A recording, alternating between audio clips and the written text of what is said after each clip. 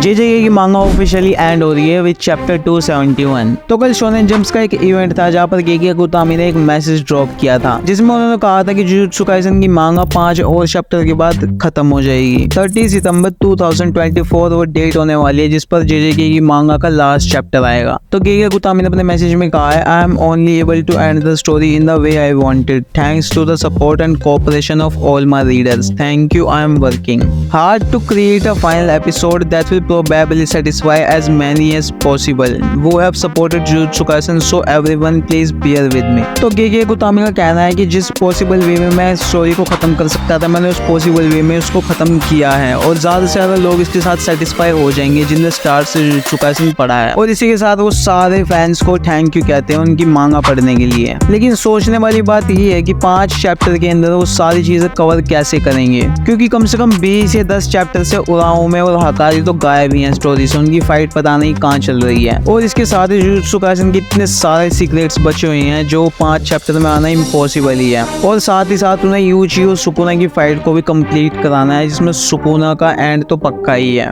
अब समझ ये नहीं आ रहा है कि सुकुना का हुआ क्या, उसकी बैक स्टोरी कहाँ है, उसकी ओरिजिन कहाँ है, कहाँ से वो आता है, कहाँ उसका जन्म हुआ, उसकी बैक स्टोरी तो पूरी की पूरी गायब है। जिसे इतने चैप्टर से ही नहीं जेजेके की पूरी स्टार्टिंग से इतना ज्यादा हाइप किया सुकुना को, उसकी बैक स्टोरी और ओरिजिन तो दिखाई ही नहीं है पूरी स्टोरी के अंदर। और इसी के साथ केंजाकू के साथ भी उसका कन्वर्सेशन गायब है जो उन्होंने हियाइन एरा के टाइम पे शायद किया होगा कि वो जैसे मॉडर्न एरा में आ जाए। उसका लेना देना क्या है यूजी से, यूजी की फैमिली, सुकुना की फैमिली, वो आके लड़की रहा है, ये सब तो पूरा गायब है। और हमें अभी भी यूजी इतादोरी के बारे में उतना सारा नहीं पता है जितना पता होना चाहिए था, जितना हम डिजर्व करते हैं। अब देखने वाली बात ये होगी कि वो 5 चैप्टर के अंदर इतनी सारी चीजें कवर कैसे करेंगे, क्योंकि गोजो की डेथ और बाकी सारे सोर्सर्स की डेथ के बाद उनका फुनरल भी दिखाया जाएगा कि नहीं दिखाया जाएगा पता नहीं है। तो जेजेके की मांगा के अंदर अगर ऐसे देखा जाए 5 चैप्टर के अंदर तो काफी ज्यादा मिसिंग पीसेस छूट जाएंगे। सबसे मेन चीज तो ये है कि हकारी और उराओमे की फाइट जो पिछले 1 साल से चलती ही जा रही है वो अभी तक खत्म होने का नाम ही नहीं ले रही है। 10-20 चैप्टर से जो दिखाया ही नहीं गया है कि वो दोनों आके लड़ का रहे हैं, कर क्या रहे हैं। वैसे अपना पर्सनल ओपिनियन बताऊं तो गेकी के लिए 5 चैप्टर में से खत्म करना काफी ज्यादा मुश्किल होने वाला है, क्योंकि गेकी कुतामी अगर इसे खत्म कर भी देंगे अपने पॉसिबल वे में जिसमें वो सबसे ज्यादा सेटिस्फाई है और फैंस भी सबसे ज्यादा सेटिस्फाई है, तो कुछ ना कुछ फैंस होंगे जो